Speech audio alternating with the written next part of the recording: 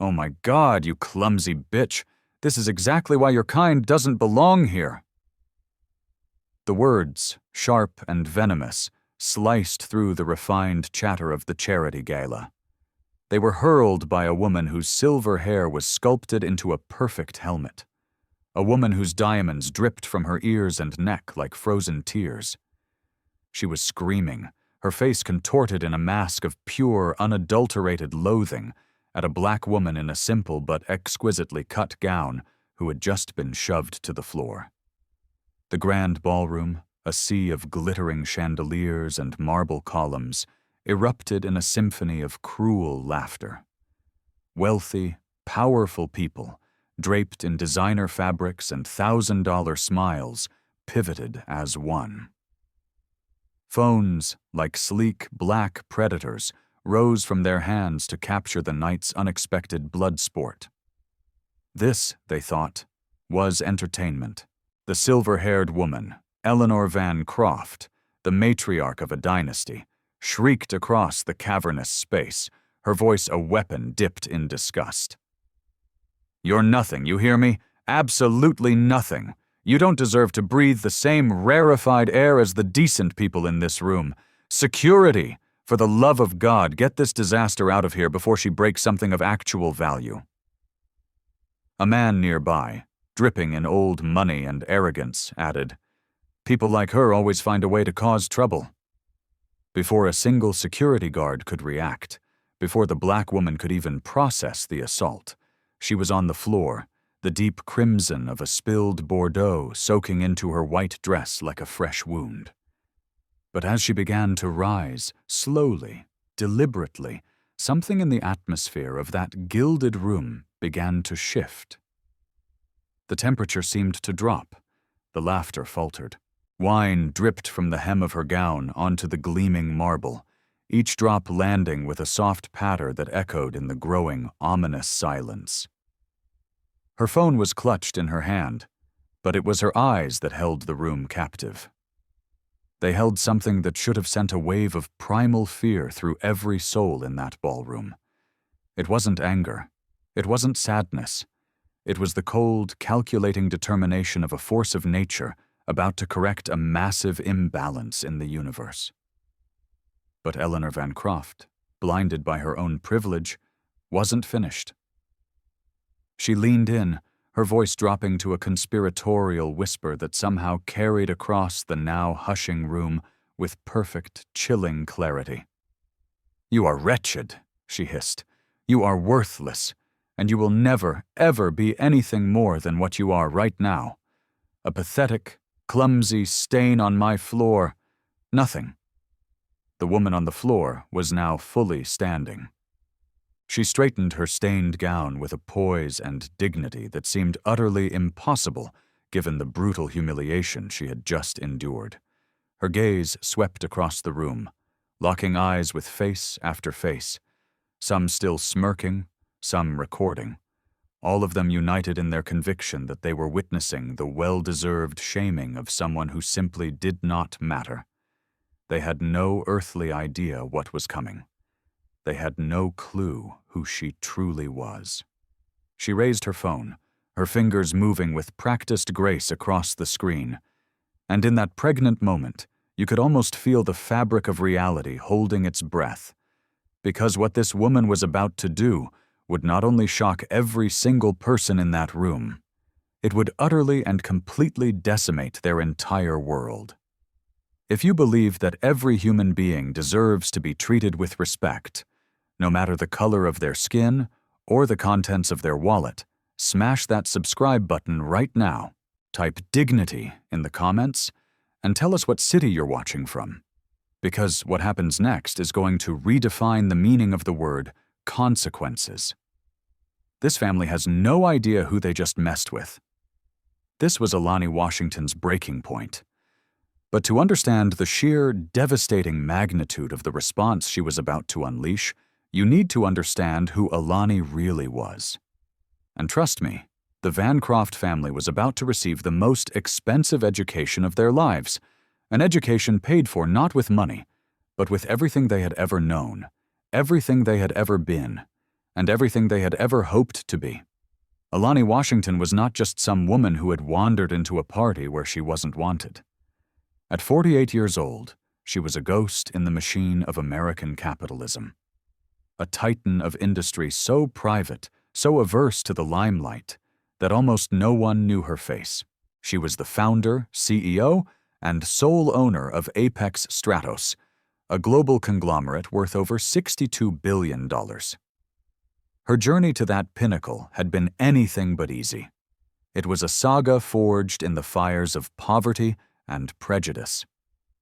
Over the past 25 years, she had built Apex Stratos from a single audacious idea hatched in a tiny apartment into a sprawling empire with tentacles in next-generation technology, sustainable real estate, and ethical manufacturing. She owned skyscrapers in every major metropolis, held controlling interests in Fortune 500 companies across the globe, and employed over 250,000 people. But she never, ever forgot where she came from.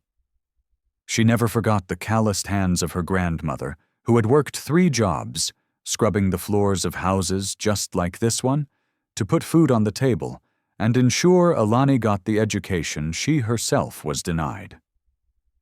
Every move Alani made was a silent tribute to that woman's sacrifice. Now, let's talk about the family that had just so spectacularly lit their own funeral pyre. The Vancrafts.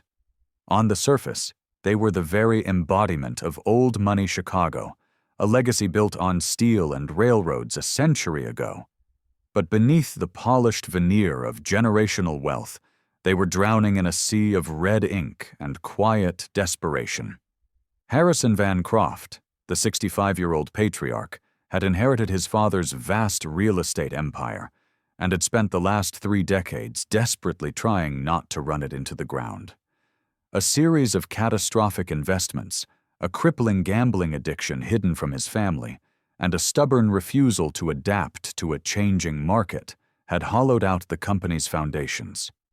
What absolutely no one in that ballroom knew, not his wife, not his children, not even his most trusted advisors, was that Vancraft Enterprises was secretly, terrifyingly bankrupt. The company that had once seemed to own half of Chicago's skyline was now leveraged to the breaking point, a house of cards waiting for the slightest breeze to bring it all down. Harrison had been juggling debts, taking out predatory loans, and praying for a miracle to save not just his business, but his family's very name. His wife, Eleanor, at 61, lived in a carefully constructed bubble of social superiority, which she guarded more ferociously than a dragon guards its hoard. Her entire identity was woven from the threads of being a Vancraft, of being better, richer, and more important than everyone else. The thought of losing her status, her position on charity boards, her ability to look down her nose at others from the rarefied air of the elite, terrified her far more than mere financial ruin. Eleanor organized charity events, not from a place of compassion, but from a lust for control. They were her stage, and on that stage, she directed a play where she was the queen, and everyone else was a subject to be favored or cast out. Social exclusion was her favorite weapon, and she wielded it with surgical, cruel precision. Their son, Carter, 29, was a walking, talking catastrophe wrapped in a $10,000 tuxedo. He had never worked a legitimate day in his life, had spectacularly failed at every single vanity business venture his father had bankrolled for him, and spent his nights and fortunes partying with a cohort of equally useless trust fund babies. Carter's entire existence was funded by a legacy he did nothing to build and everything to squander. He had cultivated a particularly nasty strain of cruelty, using it to inflate his own fragile ego by deflating others. And their daughter Blair, at 27, was perhaps the most insidiously dangerous of them all. Blessed with classic beauty, dripping with charm, and possessed of a heart of pure, cold ice, she had learned at her mother's knee that cruelty, when practiced with finesse, was a legitimate art form. Blair derived a genuine, palpable pleasure from humiliating people, especially those she deemed socially inferior. She was Daddy's princess, spoiled to the point of sociopathy, and had never once in her life faced a real consequence for any of her malicious actions. But here is the cosmic, devastating secret that none of them knew as they stood in their palatial penthouse on that snowy December night, laughing at the stained woman on their floor. Alani Washington held their entire existence, their past, their present, and their future, in the palm of her hand. The charity gala they were hosting wasn't just another party. It was meant to be the triumphant celebration of the single biggest business deal in Vancraft history. A monumental $2.5 billion merger with Apex Stratos that would not only erase Harrison's mountain of secret debt, but would also catapult the Vancraft family into a new stratosphere of wealth and power. Harrison had been in excruciatingly delicate negotiations for this deal for nearly a year. It was set to be announced with great fanfare that very evening. This merger was his miracle. It was the cash infusion that would save his company, secure his legacy, and ensure the Vancrafts remained at the pinnacle of society for generations to come. But the woman they had just called worthless, wretched, a disaster, and nothing? She was Alani Washington, the ghost, the titan, the founder and CEO of Apex Stratos.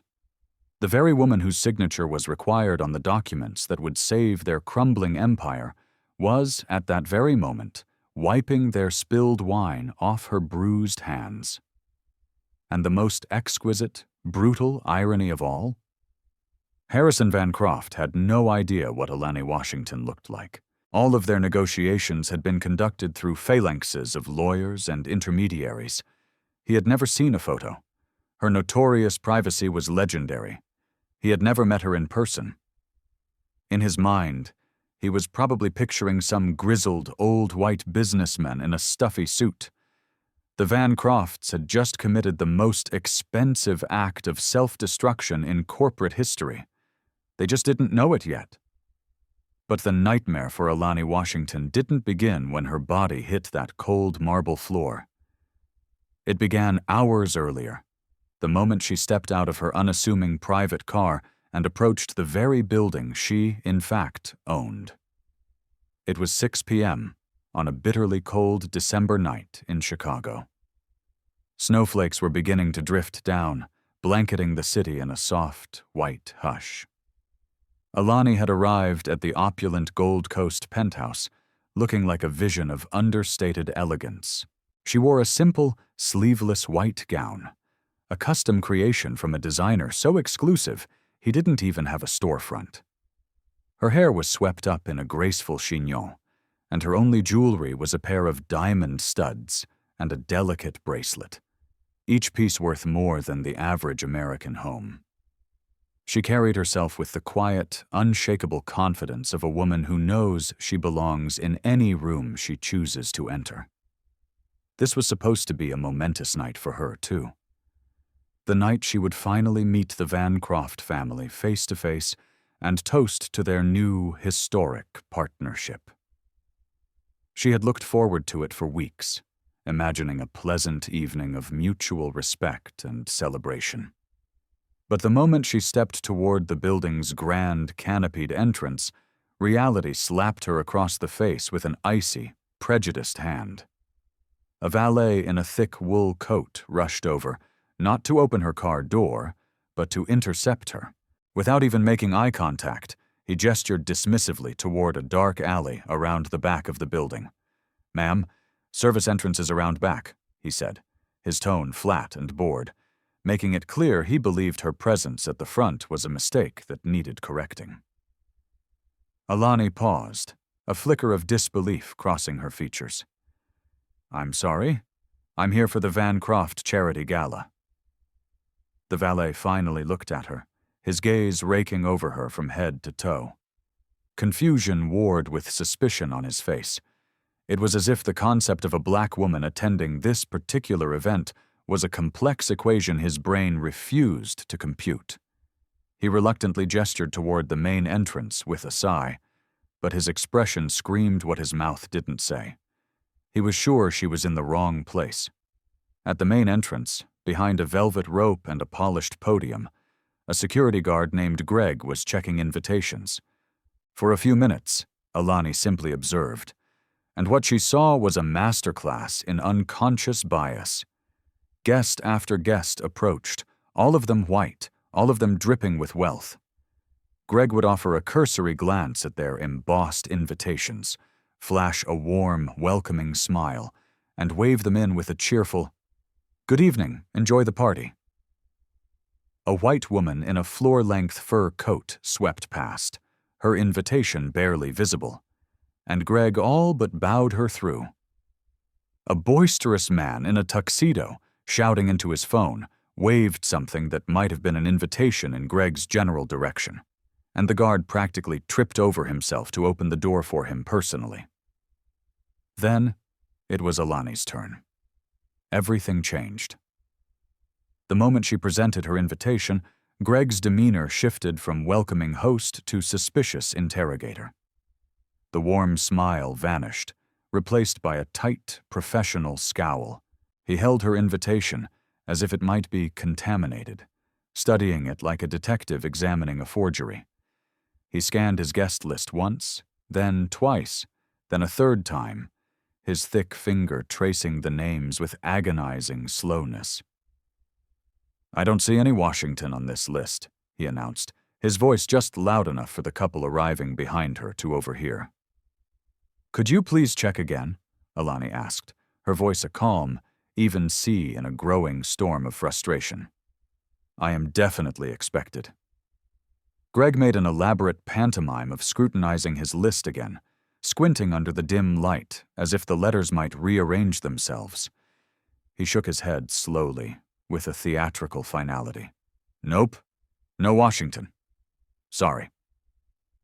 Behind Alani, a white couple rustled their invitation. Greg barely glanced at it before breaking into his widest smile of the evening. "Go right on in, Mr. and Mrs. Albright. Have a wonderful evening," he chirped. Alani felt her stomach clench. "But I have the invitation right here," she said, pointing to the thick, cream-colored cardstock in his hand. The very same type of invitation that had served as an unquestioned passport for dozens of other guests. Greg held up her elegant invitation and shook his head with an air of condescending pity. "Ma'am, anyone can fake these things nowadays. They print 'em out at Kinko's, make 'em look all official. We have to be careful about who we let in." As he spoke, another guest walked past them with an invitation that looked like a simple printout from a home office. Greg waved him through without a second look. "I'm going to need to see some form of identification," Greg told Alani, his hand outstretched, palm up. She produced her driver's license, a valid Illinois state ID. Greg took it and began a forensic examination that would have made a TSA agent proud. He held it up to the light. He angled it back and forth. He compared the photo to her face at least 5 times, his eyes narrowing with suspicion. He even ran his thumb over the surface as if checking for a false laminate. "This doesn't look right to me," he declared, again loud enough for others to hear. "The picture. It doesn't really look like you." The picture looked exactly like her. It was a clear professional photograph taken just months prior. But Greg wasn't truly examining the photo. He was searching for a justification for the prejudice he already felt. "I can assure you, it is completely legitimate," Alani said, her patience stretched to a razor's edge. "We're going to have to verify this with management," Greg announced with an air of grave importance, stepping away with both her invitation and her ID. "You'll have to wait out here while we get this sorted out." And so began the longest 90 minutes of Alani Washington's life. She stood outside in the biting Chicago wind, the snow beginning to stick to the shoulders of her gown, watching as hundreds of guests sailed past her into the warmth and luxury of the penthouse. The temperature was dropping, and her elegant dress offered little protection against the elements. She watched couples laughing as they passed, businessmen she recognized from the cover of Fortune, socialites whose charities her own foundation secretly funded. None of them were asked for ID. None of them were told to wait. None of them were treated like a potential criminal trying to breach the castle walls. Every 15 minutes, Greg would pop his head out with a non-update. "Still checking, ma'am," he'd say with a saccharine, fake sympathy. "Shouldn't be much longer." But through the plate glass doors, Alani could see him perfectly clearly. He wasn't making any calls. He wasn't speaking into his radio. He was chatting with the coat check girl, laughing with the other security guards. He wasn't verifying a single thing. He was engaged in a quiet, brutal power play, hoping she would simply give up and go away. As she waited, she watched the social ballet unfold. A group of rowdy young men, clearly intoxicated, were welcomed with boisterous laughter. An older woman who had forgotten her invitation was allowed in simply because Greg recognized her face. But Alani remained outside, shivering, being made a spectacle for the arriving elite. At one point, a woman in a mink coat passed her and physically pulled her husband away, as if Alani's mere presence were a contagion. Another guest stared at her openly, whispering to his wife about how some people just don't get the message. By the time Greg finally returned with her documents, offering a grudging, tight-lipped admission that she could enter, nearly 2 hours had passed. Alani had missed the entire cocktail reception, the networking hour, and the main dinner service. She was being permitted to enter a celebration in her own honor after it was functionally over. Her feet ached from standing in heels on the frozen pavement.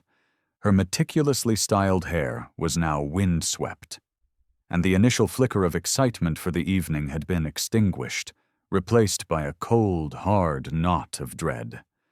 She had no idea the true humiliation had only just begun. The moment Alani stepped into the gleaming marble foyer of the penthouse, the very penthouse that was, unbeknownst to everyone, owned by one of her anonymous real estate holdings, Eleanor Vancraft spotted her from across the room. Eleanor's reaction was instantaneous, visceral, and loud enough for half the party to hear. "Oh my God, how in the world did the cleaning lady get past security?" The words, like a dropped champagne flute, shattered the elegant ambiance. Conversations halted mid-sentence. Heads swiveled, 100 pairs of eyes fixed on Alani, standing alone in the grand entrance. Harrison Vancraft, who had been regaling a circle of potential investors with a well-worn anecdote, stopped speaking and turned to see what his wife was screeching about. When his eyes landed on Alani, his voice boomed with indignant authority. "This is a private event, not a job fair. Security!" Carter Vancraft, already several whiskeys deep, saw his opportunity for a cruel laugh. He raised his glass in a mock toast. "Hey, did someone order maid service?" he yelled to his posse of drunken sycophants. "Because I think the guest bathrooms could use a little attention." His friends roared with laughter, clinking their glasses together as if he had just delivered the wittiest line of the century. Blair Vancraft, who had been posing for a socialite's Instagram story, let out a delicate musical giggle that carried across the room. "She's probably looking for the broom closet," she chimed in. "Someone should really give her directions." More laughter, a ripple effect of shared disdain. Phones were now out in force, not just to record, but to live-tweet the spectacle. Alani opened her mouth to speak, to try and diffuse the situation, to explain the colossal misunderstanding. She had imagined this moment, how she would gracefully introduce herself.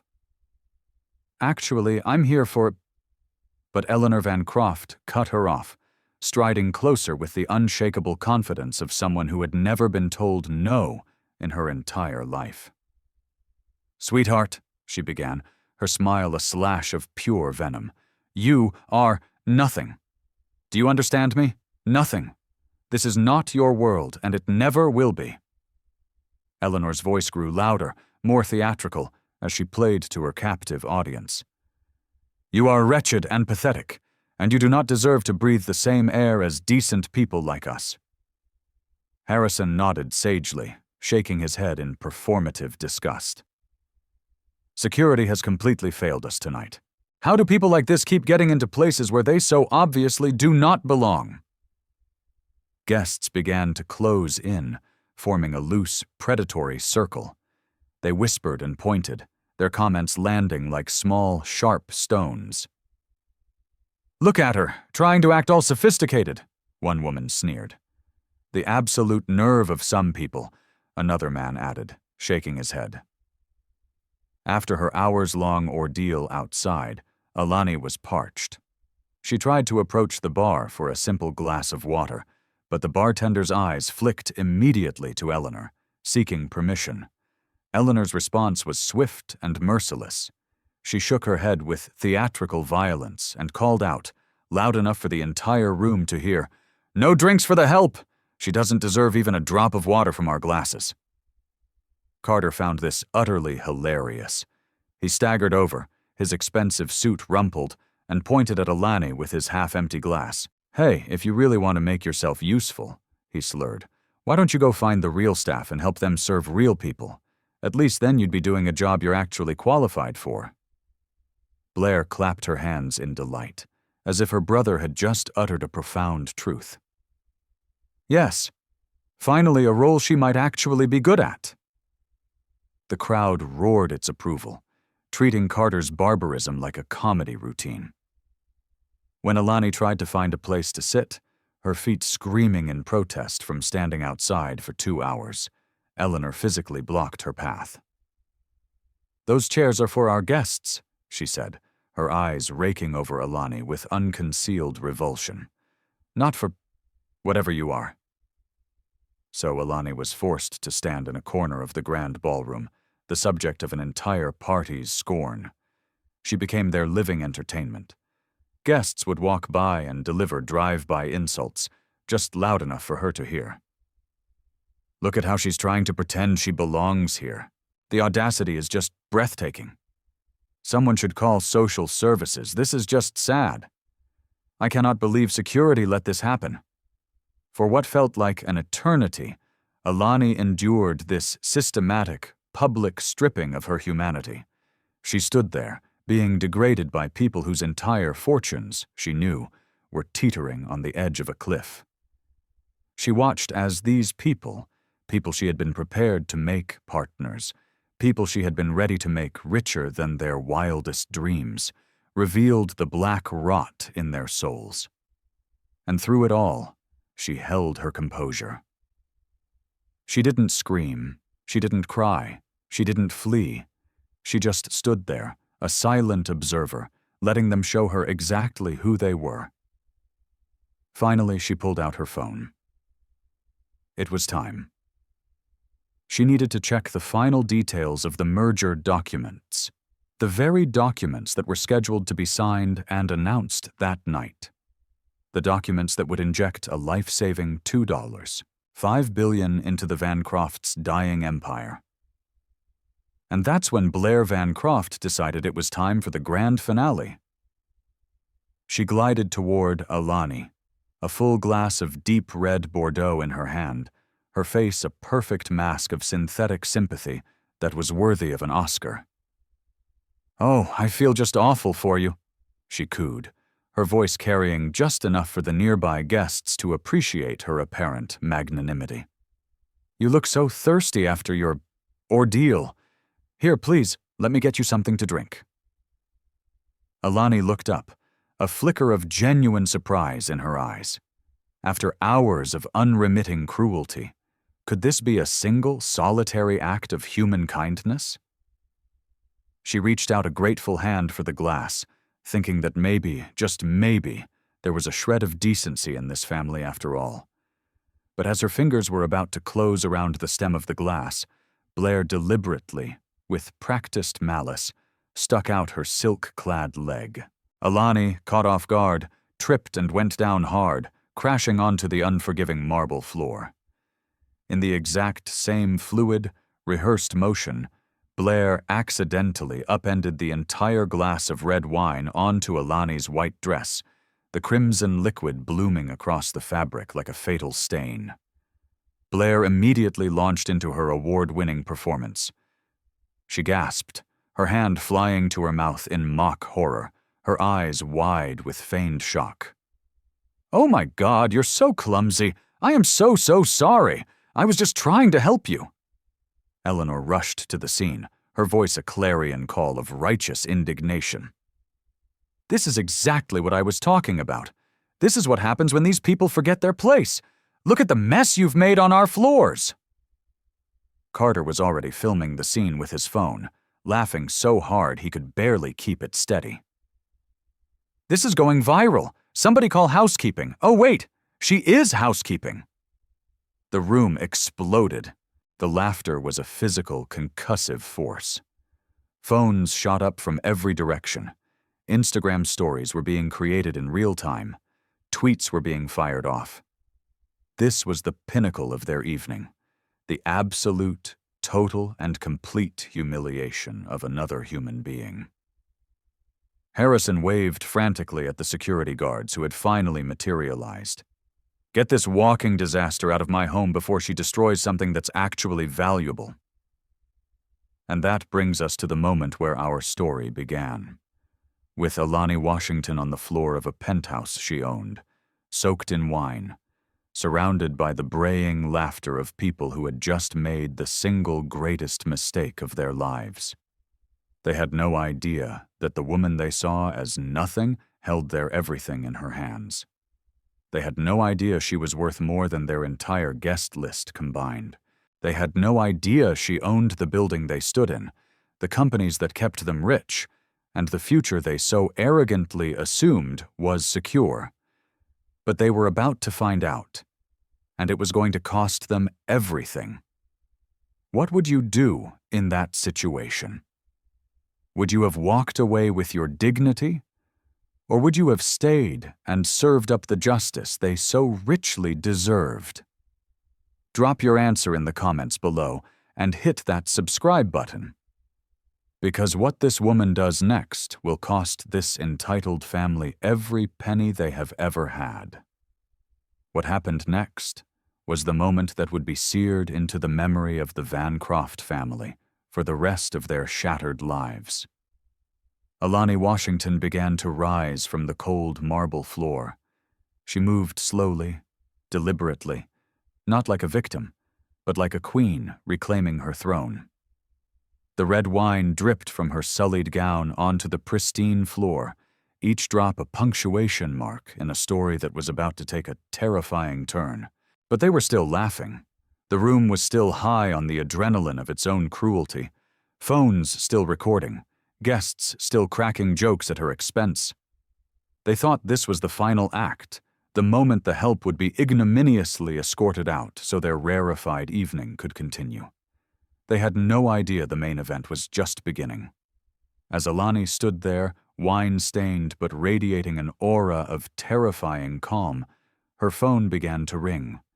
The sound, a simple, clear chime, sliced through the raucous laughter, but the crowd was too busy celebrating its own barbarism to pay it any mind. Alani glanced at the caller ID and answered with a composure that should have sent a bolt of pure fear down every spine in the room. "Apex Stratos, Alani Washington speaking."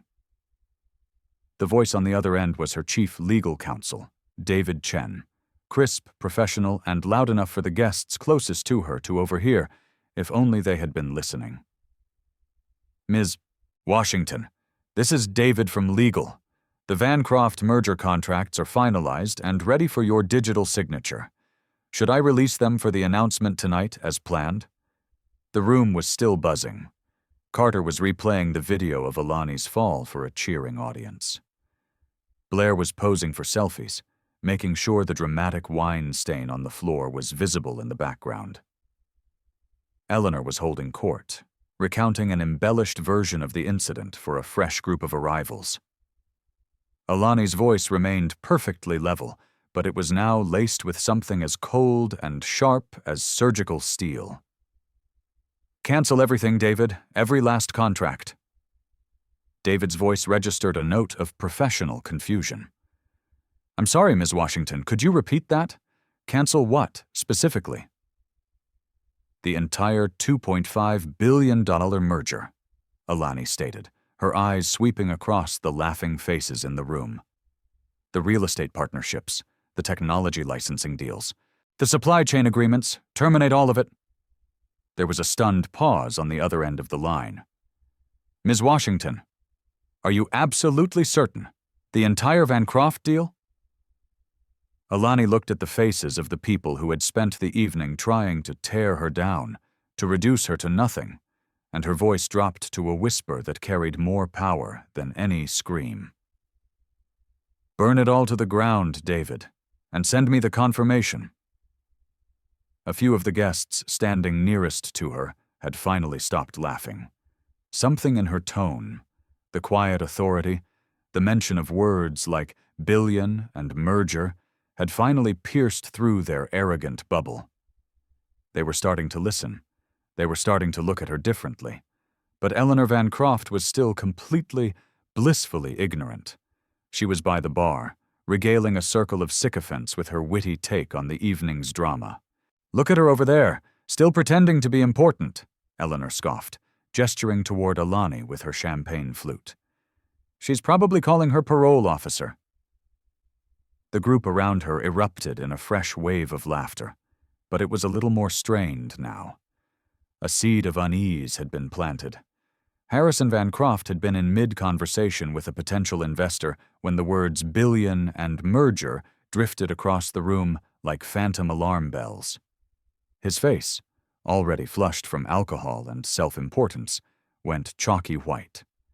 The color drained from his cheeks so rapidly the man he was talking to paused and asked, "Harrison, are you feeling all right?" Ignoring the question, Harrison pushed through the crowd, his heart beginning to hammer against his ribs with a panicked rhythm.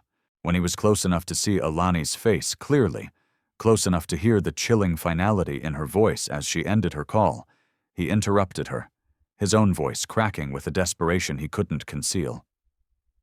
"Excuse me, what did you say your name was again?" Alani ended her call with a decisive tap on the screen and turned to face the man who, just minutes before, had called her a walking disaster. When she spoke, her voice was the calm, professional, and utterly devastating sound of a guillotine blade dropping. "Alani Washington, founder and CEO of Apex Stratus." She reached into her small clutch purse and retrieved a single business card. It was made of black, anodized metal, her name and title etched in platinum. It cost more to produce than most people's weekly grocery budget. She handed it to Harrison with the same cool dignity she would afford a visiting head of state. Harrison took the card with a trembling hand. He read the name. He read the title. As the reality of those words detonated in his mind, his wineglass slipped from his other hand and shattered on the marble floor. The sound was like a gunshot, echoing the shattering of his entire world. The sharp crack of breaking glass silenced the room instantly. Every head turned. Everyone stared at Harrison Vancraft, their host, now pale as a corpse and trembling. Eleanor saw the commotion and hurried over, still utterly clueless. "Harrison, darling, what is it? Why do you look like you've just seen a ghost? It's just the cleaning woman." Harrison was speechless. He could only stare at the metal card in his hand, reading it over and over as if sheer willpower could change the words. Eleanor, annoyed by his bizarre behavior, snatched the card from his fingers. "What on earth is this nonsense?" As she read the platinum-etched text, her own face underwent a horrific transformation.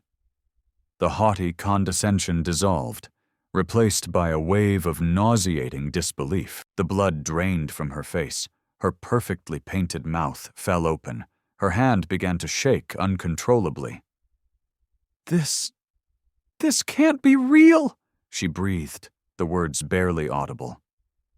Harrison finally found his voice, but it was a ragged, strangled whisper. She's the Washington, our merger. She's Apex Stratus." The words hung in the supernaturally quiet air like a death sentence.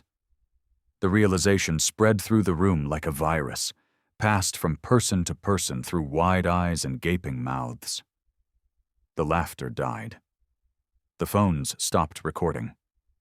The entire glittering assembly of Chicago's elite finally, catastrophically understood. Alani looked around at the gallery of faces that had been mocking her just moments before.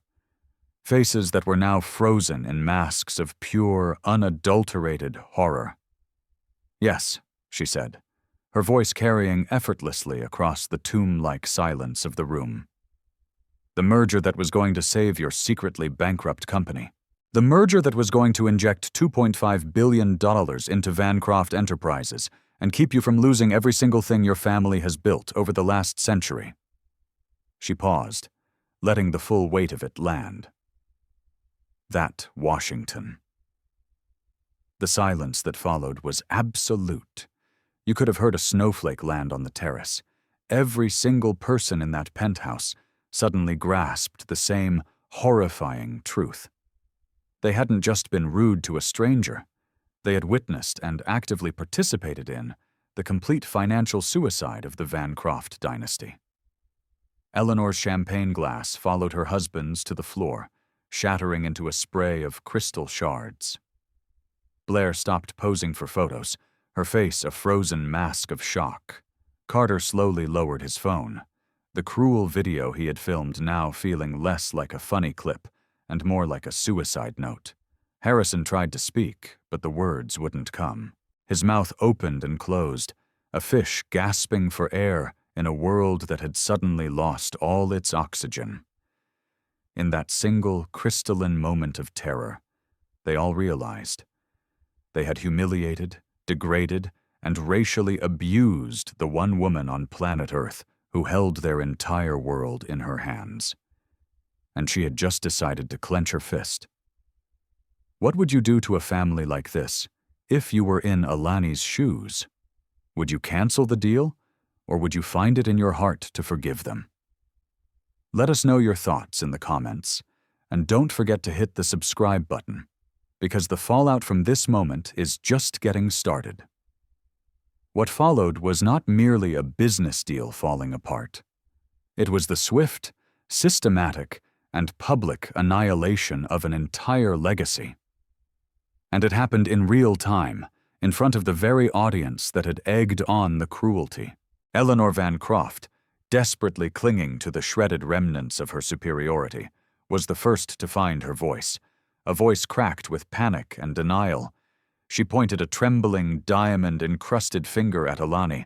"This is impossible. You're a nobody. This is some kind of elaborate sick joke. There is no way that someone like you could be Alani Washington." The words, "someone like you," hung in the air, a final damning testament to her unrepentant bigotry. But Alani Washington was done being polite. She was done enduring. She pulled out her phone with the calm precision of a bomb disposal expert and dialed a number. The call was put on speaker, her voice ringing out with crystal clarity, each word a nail being hammered into the Vancraft family's coffin. "Patricia, it's Alani. Please execute the Vancraft cancellation protocols, all of them, effective immediately." The voice that replied from the phone was calm, professional, and ruthlessly efficient. The voice of a person who moved billions of dollars before her morning coffee. "Understood, Ms. Washington. That includes the real estate leasebacks, the technology partnerships, and the outstanding charity pledges?" "Everything, Patricia," Alani replied, her gaze fixed on the crumbling faces of the Vancraft family. "I want every contract, every agreement, every partnership, every handshake deal completely and irrevocably severed. I want you to make sure there is nothing left connecting the name Apex Stratus to the name Vancraft." She ended the call and addressed the room of statues, the collection of shocked faces that had become her unwilling audience. "Since you have all been so very curious about who I am tonight," she said, her voice level but carrying the immense weight of her power, "allow me to introduce myself properly. I am worth $62 billion. The number landed like a physical blow. There were audible gasps. A few people physically took a step backward, as if the figure itself had a gravitational pull. Some of the guests who had been recording her humiliation just minutes earlier were now frantically, clumsily trying to delete the videos from their phones, realizing with dawning horror that they had meticulously documented their own social and professional suicide. "I own this building you are standing in," Alani continued, her gaze sweeping across the opulent penthouse she had purchased 3 years ago through a shell corporation for tax purposes. "I own half the office buildings where you run your companies.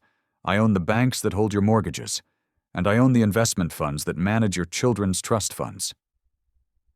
She let that sink in, a chilling silence descending as people in the room began making terrifying mental connections.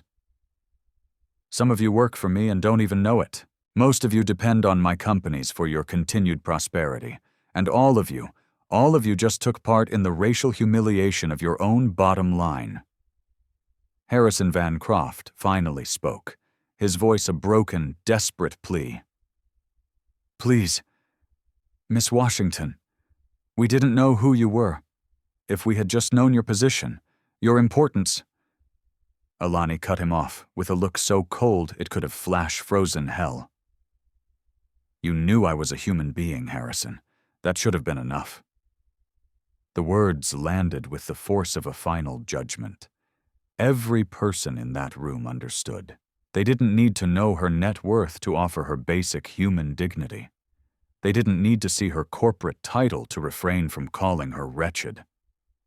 They had made a choice to be cruel based on nothing more than the color of her skin. And now, the bill for that choice had come due. Within minutes, a new group of people began arriving at the penthouse, and the atmosphere shifted from a social disaster to a corporate execution. Alani's legal team, summoned from their homes, began to walk through the doors. They were a squad of 12 men and women in impeccably tailored suits, carrying briefcases, their faces grim and professional. They fanned out across the room with the practiced efficiency of a SWAT team, pulling out contracts, legal notices, and termination papers. The lead attorney, a formidable African-American woman with silver-streaked hair and eyes that missed nothing, began reading from a prepared document in a clear, resonant voice that reached every corner of the ballroom. "By order of the Board of Apex Stratus, the following contracts and agreements are hereby cancelled, effective immediately for cause." She paused, consulting her notes. The Vancraft Enterprises merger, valued at $2.5 billion. The Chicago Metropolitan Real Estate lease agreements for all Vancraft commercial properties. All technology partnership deals, valued at approximately $600 million annually. All global supply chain contracts, and all sponsorships for the Vancraft Family Charitable Foundation. With every item she read, another piece of Harrison Vancraft seemed to die. His hands were shaking uncontrollably. His breathing grew shallow. He looked like a ghost watching his own autopsy. But the attorney wasn't finished. Furthermore, Apex Stratus is calling in all outstanding loans and lines of credit previously extended to Vancraft Enterprises and its subsidiaries, demanding immediate and full repayment.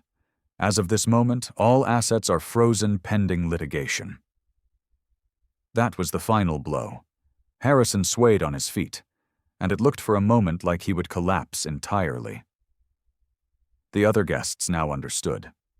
This wasn't a canceled deal. This was a hostile, surgical dismantling of an entire empire happening right before their eyes. The panic began to spread like a contagion.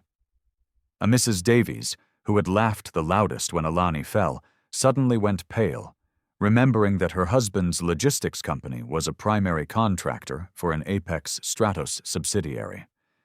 She began to slip towards the exit, desperate to escape before she was recognized. A Mr. Peterson, whose hedge fund managed a sizable portion of the Apex pension fund, was now frantically texting his partners, trying to perform damage control for his catastrophic error in judgment of being present. The rats were abandoning the sinking ship. Major donors who had been flattering the Vancrafts all evening suddenly couldn't recall their names. Business partners who had been planning future deals now melted into the shadows and out the door. The penthouse began to empty with astonishing speed as person after person fled the disaster they had helped create. But the damage was already viral. Guests who had live-streamed the humiliation now found their videos being screen captured and shared with a very different context. The hashtags were already exploding on Twitter. Vancraft racism, billion-dollar bigotry, the cost of cruelty. Blair, who had orchestrated Alani's fall with such glee, was now sobbing in a corner, her perfect makeup running down her face in black streaks. "Daddy, what's happening?" she wailed, clutching at his arm. "Why is everyone leaving? What does this mean for us?" Harrison looked at his daughter, the princess he had spoiled and protected her entire life, with eyes that were hollowed out by despair. "We're finished, sweetie," he whispered, his voice hoarse. "That merger, it wasn't just a deal, it was our lifeline. Without it, we lose everything. The company, this house, the cars, all of it." The words didn't compute for Blair. In her world, consequences were for other people. "But we're the Vancrafts," she protested, as if the name itself was a magic shield. "We're rich! This can't be happening!" It was happening, in real time, because of a choice she had made. Carter, who had so proudly recorded Alani's humiliation, was now desperately trying to delete the evidence from his phone. But it was far too late. The video was already everywhere. His sneering, laughing face was already becoming the symbol of entitled, racist arrogance.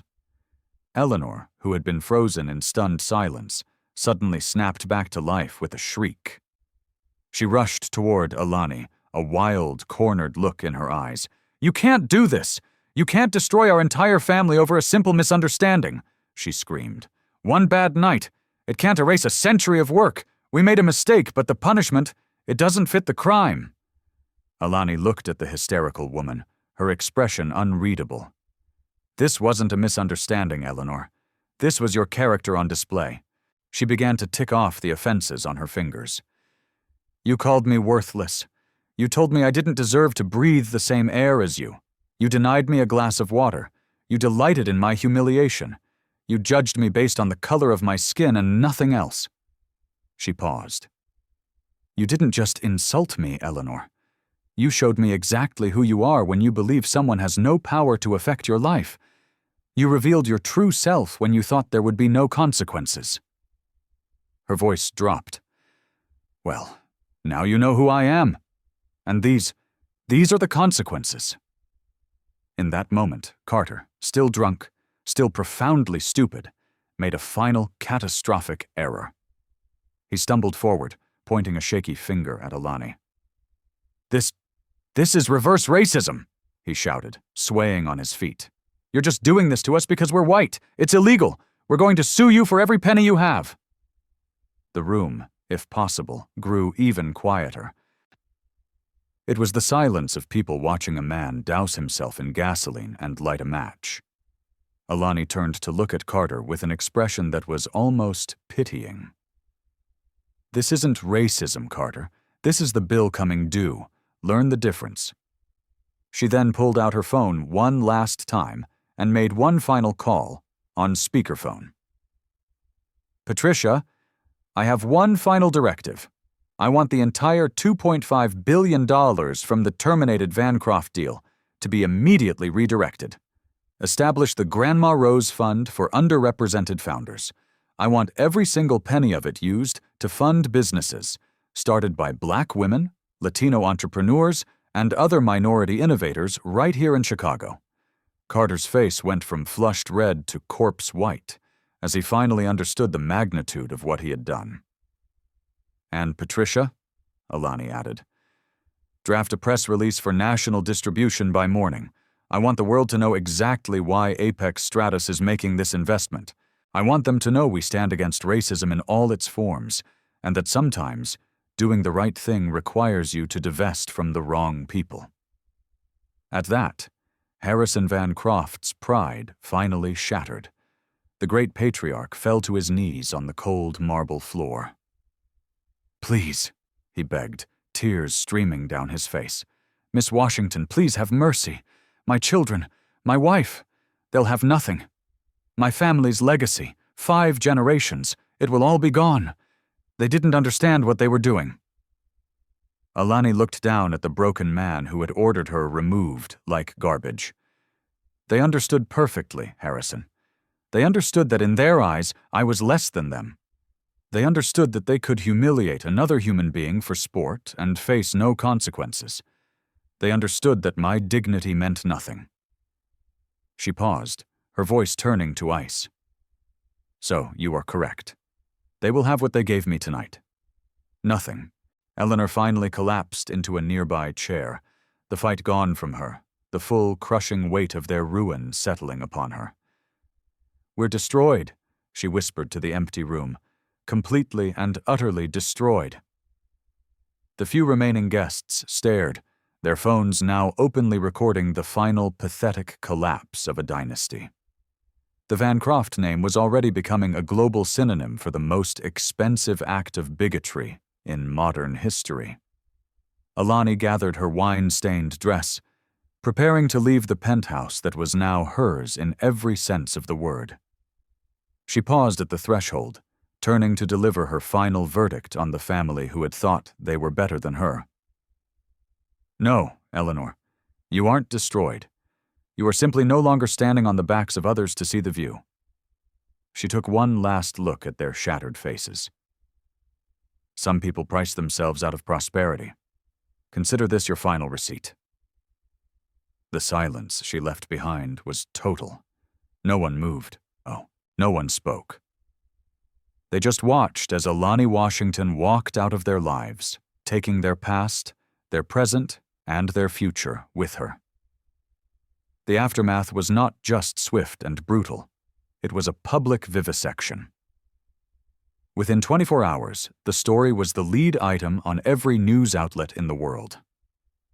Billionaire CEO cancels 2.5B, merger after vicious racial abuse. The bigotry that bankrupted a dynasty.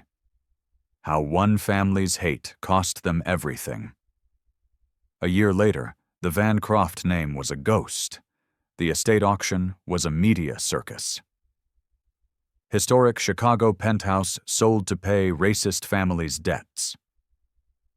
The penthouse on the Gold Coast was sold for a fraction of its worth to a consortium of minority-owned businesses that had been funded by Alani's new Grandma Rose Fund. The family's priceless art collection was sold off piece by piece to museums. Eleanor's jewelry, the very diamonds she had worn while she screamed insults at Alani, was auctioned to create a scholarship program for underprivileged students. Harrison Vancraft, at 66, was forced into personal bankruptcy. He got a job as an entry-level property manager in a distant, gritty suburb, commuting for 2 hours each way on the L train, an anonymous, gray-faced man in a sea of them. His new annual salary was less than what he once spent at his country club in a single month. Eleanor, once the queen of Chicago society, was a pariah. Charity boards she had chaired now refused her calls. The friends who had once clamored for her invitations now crossed the street to avoid her. She found work, for the first time in her 62 years, as a retail associate in a luxury boutique, folding sweaters and forcing a smile for women she used to consider beneath her notice. Blair, at 28, got her first real job as a barista, her hands, once soft and manicured, now perpetually chapped and smelling of burnt coffee. Her social media was a toxic wasteland of abuse. Dating was impossible. Every time someone Googled her name, the viral video of her gleefully tripping a woman appeared. Carter faced the bleakest reality. His unhinged reverse racism rant became a legendary internet meme. No reputable company would ever hire him. His trust fund was gone, seized by creditors. At 30, he was living in a bleak studio apartment, working as a janitor on the night shift. His job was cleaning the offices in a gleaming new tech incubator downtown. A tech incubator built and owned by Apex Stratos and funded by the Grandma Rose Fund, created with the money that was supposed to have been his. The family that had once thought they owned Chicago was now scattered, broken, and invisible. They had learned the hardest lesson in the world, that cruelty is a luxury no one can afford. They had traded their entire legacy for a few fleeting moments of feeling powerful by making someone else feel small. They had discovered that when you judge people by the color of their skin instead of the content of their character, you don't just lose your soul, you lose everything else. 2. The woman they had called nothing had shown them what nothing truly was. They would spend the rest of their days haunted by the memory of the snowy night when they chose hatred over humanity and found out, to their eternal ruin, that a person's dignity can have a price tag. And that price tag, it turned out, was worth exactly $2.5 billion. The Whitmore name, once a symbol of power, was now a cautionary tale whispered in boardrooms and taught in business schools. A permanent reminder that character is a currency, and respect is the only investment that always pays dividends. Those who fail to understand that do so at their own peril. If you were inspired by this story, make sure to like, subscribe, and share it with someone who needs to hear this message. Let's spread the idea that the best revenge is not just success, but building a better, more equitable world on the ashes of intolerance. We'll see you in the next video.